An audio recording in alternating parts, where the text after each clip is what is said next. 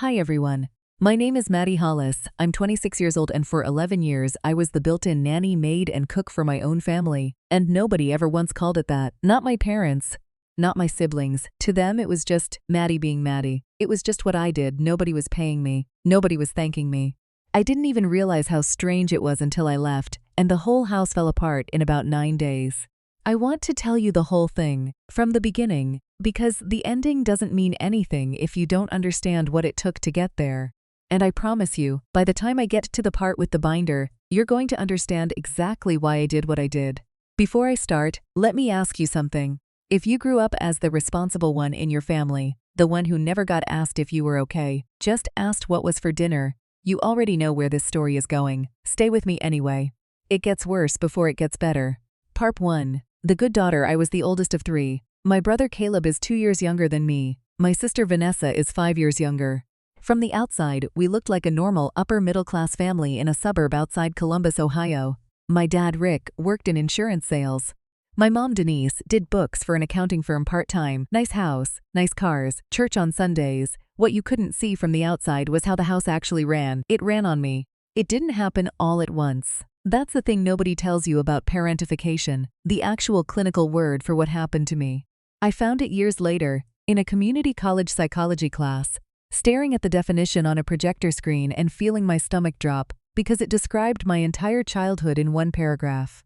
A child forced into an adult caregiving role because a parent is unwilling or unable to fill it themselves. It happened one small request at a time. I was 12 when Vanessa was born.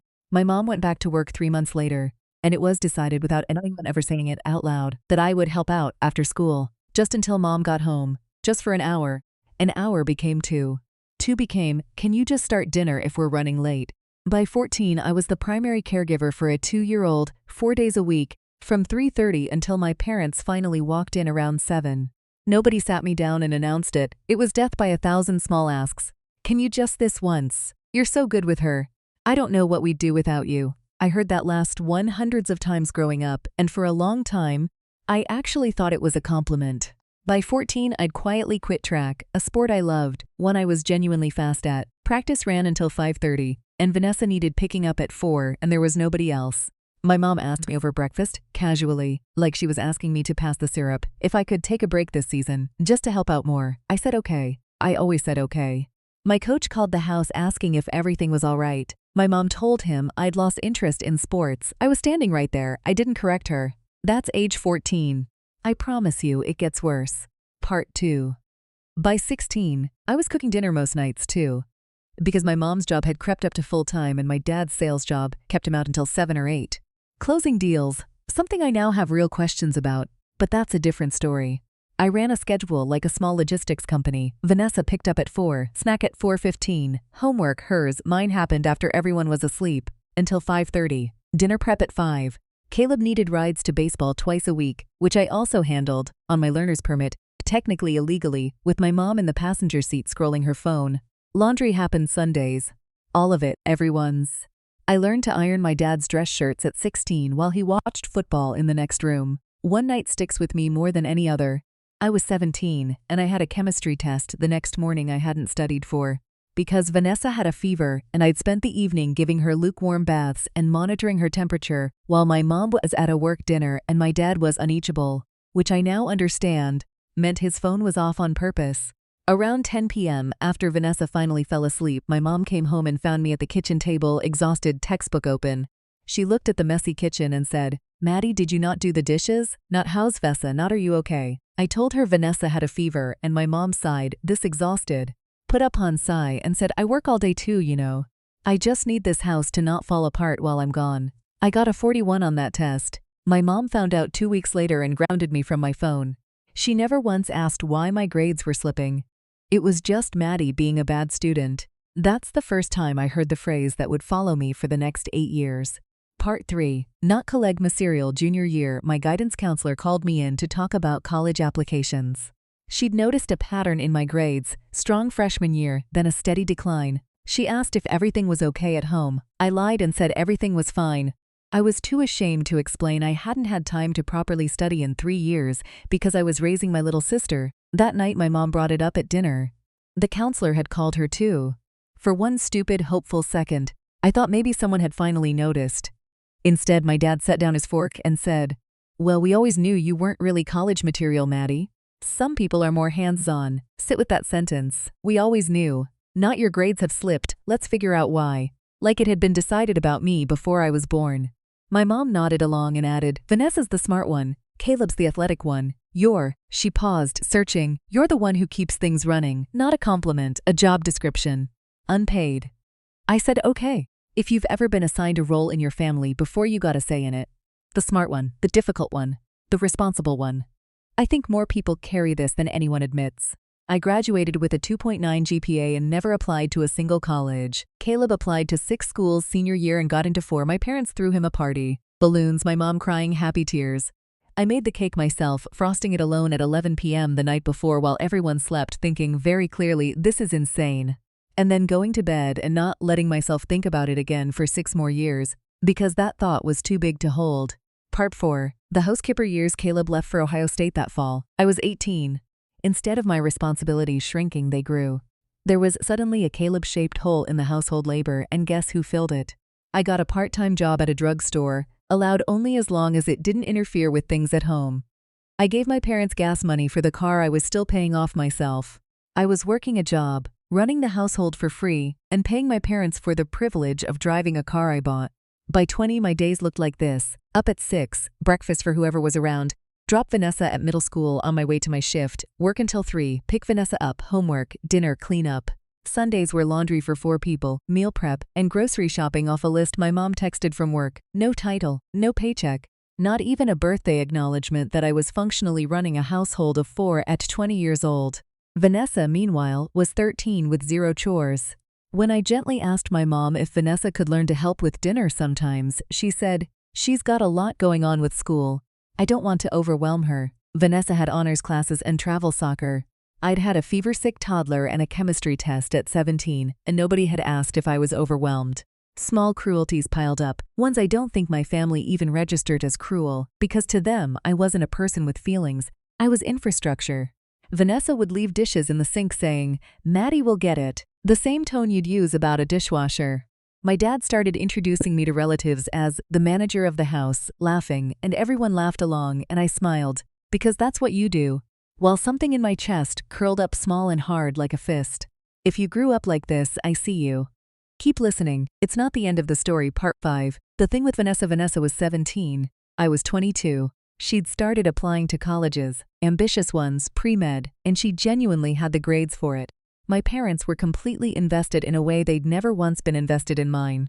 My mom took a day off to drive her 4 hours to visit a campus. My dad found a family friend in admissions to help polish her essays. I overheard my mom tell her in the kitchen, while I was in the next room folding laundry, "You're going to do such incredible things, sweetheart. You're not like Maddie. You've got the drive. You're not like Maddie." I stood there with a pile of my dad's undershirts in my arms and froze. In that sentence, I heard the whole verdict. You're not the one who stays home, not the one whose life gets absorbed so everyone else's can expand. Vanessa didn't disagree. She said, "I know, Mom, I just don't want to end up like her, working some retail job with no plan." She was 17. 17-year-olds say cruel things without understanding their weight. I try to remember that. I finished the laundry. I made dinner like always. But something had shifted. Lying in bed that night, still my childhood twin bed in the small back bedroom I'd been moved into years earlier without being asked. When my grandmother needed the bigger room, I thought, with total clarity for the first time, nobody is coming to save me from this. If I want a different life, I have to build it myself in secret, because if they find out, they'll find a way to stop it. That thought scared me. It was also the beginning of everything that came after. Part 6. Secret. For almost 3 years, 22 to 25, I was planning my exit, slowly, carefully, like I was diffusing something. I started taking one community college class at a time, paying with drugstore money, scheduling around my household duties, never telling my parents what they were actually for. Just a class, for fun I'd say, and my mom would answer, "That's nice, as long as it doesn't interfere with things." For 2 hours a week, I got to feel like an actual person with a future instead of a fixture in someone else's house. The psychology class, the one where I learned the word parentification, was the turning point. I sat in my car in the parking lot afterward and cried for 20 minutes because for the first time I had language for what had happened to me. I wasn't bad at school. I'd simply never once, in 11 years, been given the time or resources to be anything but the family's unpaid labor. I started researching nursing programs. I was genuinely good with people, good in a crisis, good at managing chaos, because I'd been managing chaos since I was 14, and there were accelerated programs offering full scholarships to students with demonstrated caregiving experience. The audacity of realizing 11 years of unpaid family servitude qualified me for something almost made me laugh while I wrote the essay. It almost made me cry too. I applied in secret to a 14-month accelerated BSN program in Denver, full ride, housing stipend included. My essay didn't sugarcoat anything. The chemistry test I failed the night Vanessa had a fever, being called not college material at my own dinner table, ironing my father's shirts at 16. I got in. I found out on a Tuesday, standing in the drugstore break room, and had to sit down on an overturned milk crate because my legs stopped working. I didn't tell a single person in my family for 6 weeks. Part 7. The 2 weeks is in order. I want to walk you through exactly how I told them, because I planned this moment for a long time, and I think the way I did it says everything about who I'd become by 25. I didn't do it dramatically. I didn't do it with tears or a speech. I did it the way you'd resign from a job you'd worked for a long time and were leaving on professional, if slightly bitter, terms. It was a Sunday night. Dinner, which I had cooked, of course, was finishing up. Vanessa, home from her sophomore year of college for the summer, was on her phone at the table, which had become normal by then. Nobody corrected her, but they'd absolutely have corrected me at that age for the same thing. Caleb was there too, visiting for the weekend. My parents were talking about some upcoming work trip. It was a completely ordinary evening. That's exactly how I wanted it. I waited until there was a natural pause in the conversation, and I said, I need to tell you all something. I've been accepted into a nursing program in Denver. Fully funded. I start in 8 weeks. I'll be moving out in 2 weeks to get settled and find an apartment before the program begins. There was a silence at that table that I will remember for the rest of my life. My mom actually put her fork down. My dad blinked at me like I'd started speaking a foreign language. Vanessa looked up from her phone for possibly the first time all dinner. My mom recovered first. She laughed, this small, disbelieving laugh, and said, Denver? Maddie, you can't just move to Denver. Who's going to help me get Vanessa's stuff back to campus in August? Who's going to? And she actually started listing tasks. In that moment, my leaving the house that I had run for 11 years, and her first reaction was a logistics problem. I said calmly, because I had practiced this in my car more times than I can count. I've thought about this for a long time. This is happening. I wanted to give you 2 weeks notice so you can figure out a plan, the same way I'd give notice at a job. My dad said, a job? Maddie, this is your family, not a job. I looked at him, really looked at him, and said, it's been a job for 11 years, Dad. I just never got paid, and nobody called it that out loud until now. Nobody said anything for a long moment. Caleb looked genuinely stunned, like math he'd never bothered to do was suddenly being done in front of him. Vanessa's face did something complicated. Some small part of her understood, even if she didn't want to admit it in that kitchen. My mom's next move was the one that told me everything I needed to know about how this was going to go. She didn't ask if I was okay. She didn't ask what had led me to this decision, or apologize, or ask what she could have done differently. She said, well, who's going to make dinner? I said, I guess you'll figure it out. I did for 11 years, starting when I was 14. I got up from the table and I did the dishes one more time, because old habits don't disappear overnight, even when you've finally found your spine. And I went to my small back bedroom and I started packing. Part 8. The binder. Over the next 2 weeks, I did something that I think is honestly the most darkly satisfying thing I've ever done in my life, and I want to walk you through it in detail, because this is the part everyone always asks me about. I made a binder. Not out of spite, exactly, or okay, maybe 40% out of spite, I'll be honest, but mostly because I genuinely didn't want the house to fall into total chaos the second I left, and some old, deeply conditioned part of me still felt responsible for making sure everyone was okay. Even as I was leaving. Even after everything. But another part of me, a newer part, a part that had been growing quietly for 3 years in community college parking lots, wanted them to see it. Wanted them to see, laid out in black and white, exactly how much I had been carrying, because I suspected, correctly, as it turned out, that they had absolutely no idea. The binder was titled, in plain black Sharpie on the cover, How This House Works. Inside I organized it into sections. Meal planning, with the family's specific dietary preferences and a rotating 2-week dinner schedule I'd been running on autopilot for years. Grocery shopping, with the exact stores, the coupon apps, the days prices dropped on certain items. Cleaning schedule, broken down by day of the week, room by room. including things nobody but me knew needed doing. Like the fact that the upstairs bathroom drain had to be cleaned out monthly or it backed up. Something I'd been quietly handling since I was 16, without anyone ever noticing there was a problem to handle. I included Vanessa's actual class schedule and important academic dates, because I'd been the one keeping track of her deadlines for years, gently reminding her, functioning as her unpaid academic assistant even into her college years. I included the login information for the family's shared streaming accounts, the utility company's customer service number, the name of our dentist, our pediatrician's office. Vanessa was 20 and still going to a pediatrician, because nobody had ever bothered to switch her over, because I was the one who scheduled appointments and I'd simply never gotten around to it. I included a full page on my dad's laundry preferences, which shirts needed to be hung immediately out of the dryer to avoid wrinkles, which ones he liked ironed a specific way. I wrote it clinically, professionally, the way you'd write a training manual for a new employee, because that's exactly what it was. On the very last page, I wrote a short note.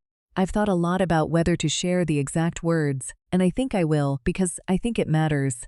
It said, I've done all of this since I was 14 years old, most of it without being asked, some of it without anyone even realizing it needed doing. I'm not angry that you needed help. I'm sad that none of you ever noticed how much help I was giving, or thought to ask if it was too much. I hope this binder makes the transition easier. I hope you also take a moment to think about what it means that a 14-year-old girl was running this. Maddie. I left the binder on the kitchen counter on my last morning in the house, next to my house key, and I left for the airport with 2 suitcases and a laptop bag, and I did not look back at that house, not once, as my Uber pulled out of the driveway. If you've ever left a toxic situation and felt that specific mix of terror and relief, tell me in the comments, because I think that feeling deserves more airtime than it gets. Part 9. The fallout. I want to tell you what happened in that house after I left, because I did eventually piece it together. Partly from Caleb, who became, surprisingly, the family member I stayed closest to after all this, and partly, honestly, from the sheer chaos that leaked out over group texts I was still technically part of for a few more weeks before I quietly left that too. The first casualty was dinner, literally the first night. My mom apparently stood in the kitchen at 6 p.m., staring into the refrigerator with no idea what to make, called my dad, who was still at work, and asked him to pick something up. This became the pattern for approximately the first 10 days. Takeout, every single night, because nobody in that house had ever learned to cook a meal from scratch, because it had never once been necessary. I had made it necessary. The bathroom drain backed up on day 6. My dad called a plumber, paid $240 for a service call, for a problem I had been quietly, personally solving with a $5 drain snake once a month for nearly a decade. But the real chaos, the part that still, if I'm honest, gives me a small unchristian flicker of satisfaction, was Vanessa.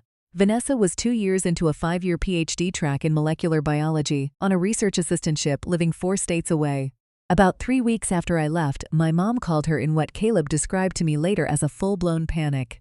Apparently, my mom had discovered, completely by accident, digging through the binder for the 3rd or 4th time looking for something, that Vanessa had never actually learned to manage her own finances, her own doctor's appointments, her own basic adult logistics, because I had quietly been doing an enormous amount of that in the background even after she left for college, out of habit, out of that old conditioning that told me it was my job to make sure everyone else's life ran smoothly. Without me handling the invisible scaffolding, small things started collapsing for Vanessa, too. She missed a research deadline because nobody reminded her. I used to send her a text every semester with her important dates, something I'd started doing years earlier and simply never stopped. She got behind on a car payment because she'd never actually set up auto-pay herself. I'd done it for her, back when she got the car, and had just quietly kept an eye on it since. My mom, in that same panicked call, apparently told Vanessa she needed to come home just for a semester to help get things back on track at the house, Vanessa argued. Vanessa, according to Caleb, actually said the words, "Why can't Maddie just come back and do it? This is ridiculous." And my mom said, and I actually believe this, because it sounds exactly like her, "Your sister made her choice. This is a family emergency, Vanessa." A family emergency. Me leaving the unpaid job I'd been drafted into at 14 was a family emergency. Vanessa took a leave of absence from her PhD program. Not permanently. I want to be fair, she went back about 8 months later, and she's actually doing well now. We've talked about all of this more than once, and it's complicated. It's not a clean villain story where she stays the villain forever. but she came home for most of a semester to help stabilize the household. And from what Caleb told me, it was an enormous, humbling wake-up call for her. She apparently burned dinner 4 times in her first 2 weeks. She had never once done a load of laundry that included more than her own clothes. She called Caleb, crying, about 3 weeks in and said, and Caleb told me this word for word because he knew I'd want to hear it. I didn't know. I actually didn't know how much she did. I thought she just liked doing it. 11 years, and that was the level of understanding anyone in that house had of what I'd been carrying. Part 10. Denver. While all of that was happening back in Ohio, I was building an entirely different life for myself, 4 states away, and I want to spend some time on this part too, because I think the what happened after is just as important as the drama of the fallout, maybe more so. My first few weeks in Denver were disorienting in a way I don't think I can fully explain to someone who hasn't lived a life like mine. I remember standing in my tiny studio apartment, my own apartment, first one I'd ever had, first place in my life where the only person's needs I had to manage was my own, and just sort of not knowing what to do with myself in the evenings. I'd cook dinner for one person out of pure muscle memory and then sit there, in total silence, no toddler to bathe, no laundry pile that wasn't mine, no dishes but my own, and feel almost unbearably guilty, like I was getting away with something. It took me months to unlearn that guilt. I started seeing a counselor through the university's student health services, which was included in my program, and we did a lot of work on exactly this. The guilt of rest, the strange grief of an identity built entirely around being useful to other people. She used the phrase roll exit once, the psychological process of leaving behind an identity you've held for a long time, even a painful one, and how it creates its own kind of mourning. I cried in that session. I think some part of me had been grieving the girl I could have been. The track runner, the honor roll student, the version of me that got to just be a teenager for a long, long time. And I'd never had space to actually feel it until I was finally out of that house. The nursing program itself was brutal in the best way. 14 months, accelerated clinical rotations that had me on my feet for 12-hour shifts, learning how to insert IVs and read EKGs and manage 6 patients at once. And here's the thing, I was good at it. Genuinely, obviously good at it, in a way that had nothing to do with luck. All those years of managing chaos, staying calm under pressure, juggling a dozen competing needs at once, reading a room to figure out what someone needed before they said it out loud. That wasn't not college material. That was a decade of unpaid clinical training I never asked for, and it turned out to translate directly into being a genuinely excellent nurse. I graduated top of my cohort. I want to say that plainly, without false modesty, because for 11 years I was told, directly and indirectly, that I wasn't smart enough, wasn't disciplined enough, wasn't the smart one. I graduated top of my cohort with a 3.9 GPA from an accelerated program that half the people who started it didn't finish. None of my family came to my pinning ceremony. I didn't invite them. I invited 2 friends from the program and my clinical instructor, who had become something like a mentor to me, and it was one of the best days of my life, and it didn't have a single person from Ohio in the room. And that was exactly right. I got a job offer before I even finished my final rotation, a pediatric unit at a hospital in Seattle, a city I'd never even visited before I flew out for the interview, a city I picked partly because it was as far from Ohio as I could reasonably get without leaving the country. Full-time position, real benefits, a real salary, a real signed offer letter with my name on it, Madeline R. Hollis, RN. I framed that offer letter, it's still on my wall. Part 11. The visit. I do want to tell you about one conversation that happened during this period, because it's important, and because I think it complicates the story in a way that feels honest instead of neat. About a year after I left, my mom flew out to Denver unannounced except for a single text that morning saying she was in the area. She was not, in fact, in the area. Denver is not near anywhere she had any business being, and asked to meet for coffee. I almost said no. I sat with that decision for a full day before I texted back and agreed, mostly because some part of me, even after everything, still wanted to hear what she had to say. I think that's normal. I don't think wanting closure from a parent who hurt you makes you weak. I think it makes you human. We met at a coffee shop near my apartment. She looked older than I remembered, which surprised me, and smaller, somehow. And I remember feeling a strange, complicated tenderness toward her underneath everything else I felt, which was mostly guardedness. She didn't apologize right away. She talked instead about how hard the last year had been, about Vanessa's leave of absence, about how much more expensive takeout was than she'd realized, about how my dad had actually had to learn to do his own laundry for the first time in his adult life, at 58 years old, and how badly he'd shrunk a whole load of dress shirts in the first month. I let her talk. I didn't fill the silences for her, which was new for me. Historically, I would have jumped in to smooth things over, to manage her feelings, the way I'd been trained to manage everyone's feelings my whole life. I just drank my coffee and waited. Eventually, she got quiet and she said, "I read the binder, the whole thing, more than once." And then she said, "I didn't realize how much you were doing, Maddie." I really didn't. I think it was easier for me not to look too closely at it, because if I looked too closely, I'd have to admit what we were doing to you. I asked her, and my voice actually shook a little when I asked it. Why didn't you just get help? Hire someone, or ask Caleb and Vanessa to actually share the work? Why was it always me? And she said something that I think about a lot, because it was honest in a way I didn't expect. She said, "Because you never complained, you just did it." And it's a terrible thing to admit, but when a kid never complains, it's very easy to convince yourself that everything's fine. I told her that wasn't an excuse. She agreed. She didn't argue with me, which surprised me more than almost anything else in the whole conversation. She said she was sorry plainly, without a but, without pivoting immediately into her own hardships, and she said she wanted to try to do better not just with me, but in understanding what she'd allowed to happen. I didn't forgive her in that coffee shop. I want to be honest about that, because I think a lot of these stories end with a big dramatic forgiveness scene, and that's not what actually happened to me.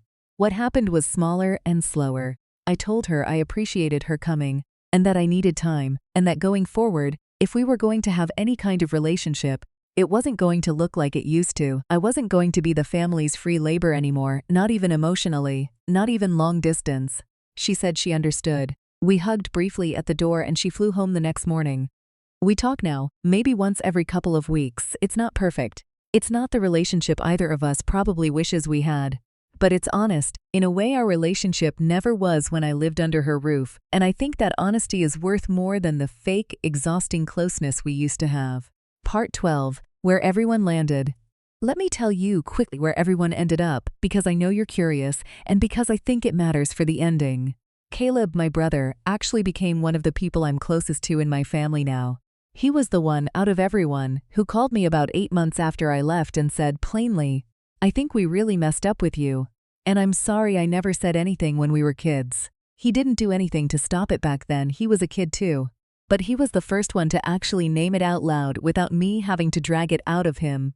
We text most weeks. He came to visit me in Seattle last spring. Vanessa finished her leave of absence and went back to her PhD program, and from what I understand, she's doing well, genuinely well, and something in her did shift during that semester at home.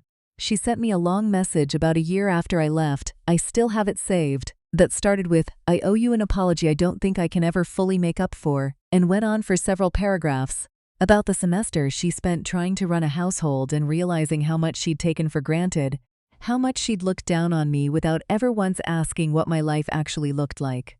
We're not close, not the way sisters in movies are close, but we're not enemies either. We're two people slowly figuring out how to actually know each other for the first time, after 20-some years of one of us being invisible. My dad, honestly, is the one who's changed the least. He still occasionally makes a joke about the good old days when the house ran itself, and I still occasionally have to remind him, sometimes gently and sometimes not so gently, that the house didn't run itself, a 14-year-old girl ran it, and that's not a joke, that's a fact he benefited from for over a decade. We're civil, we're not close. I've made peace with the fact that we might never be. Part 13. The Christmas card. I want to end with something small, because I think small, quiet moments say more than big, dramatic ones, most of the time. Last Christmas, my second Christmas in Seattle, working full-time on the pediatric unit, living in a real apartment I pay for with my own real paycheck, a paycheck that has my name on it and nobody else's. I sat down one evening in early December and made myself a cup of tea and put up a small Christmas tree in the corner of my living room. Just a little one, 6 feet tall, real, smelling like pine, with lights I'd picked out myself and ornaments I'd bought one at a time over 2 years because I liked building a collection slowly instead of all at once. I put on my scrubs. I'd just gotten home from a shift actually, and I hadn't changed yet. And I set my phone up on a little tripod, and I took a photo of myself standing in front of that tree. Just me, just my apartment, my tree, my scrubs with my hospital badge still clipped to the pocket, a small, quiet, unremarkable photo of an unremarkable Tuesday evening. I printed it, put it in a simple card, and I wrote on the inside just one line, "Merry Christmas from Denver. I mean Seattle. Still figuring out how to build a life for just me. It's going well. Love, Maddie." I mailed it to my parents' house in Ohio, the house I grew up running, the house where I ironed my father's shirts at 16 and failed a chemistry test the night my sister had a fever, and was told at 17 that I was not college material while my siblings got balloons and applause for doing exactly what was expected of them. My mom texted me a photo of the card sitting on their mantel a few days after it arrived. She'd propped it up next to the other family cards, right in the middle, actually, and underneath the photo she'd sent, she'd written, "This is the proudest I've ever been of you. I'm sorry it took me this long to say it." I sat with that text for a long time before I responded. I didn't cry, exactly. I think I'd already done most of my crying, in a counselor's office, in a coffee shop in Denver, in my car in a community college parking lot years earlier. What I felt instead was something quieter and steadier, a kind of settling, the feeling of a life finally actually belonging to me. I texted her back, "Thank you. I built it myself, and I did." That's really the whole point of this story, if there is one. Nobody came to save me. I had to become the person who saved myself, quietly, slowly, one community college class and one secret application and one binder and one 2-week notice at a time. If you're the responsible one in your family right now, the one who keeps things running, the one nobody thinks to ask if they're okay, I hope this story is proof that you're allowed to leave. You're allowed to build a binder and walk out the door.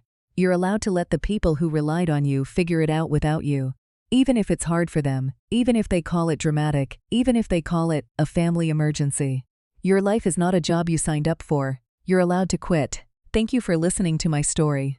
If it meant something to you, let me know down in the comments. I read every single one, and honestly, some weeks, they're the thing that reminds me I made the right choice. I'll see you in the next one.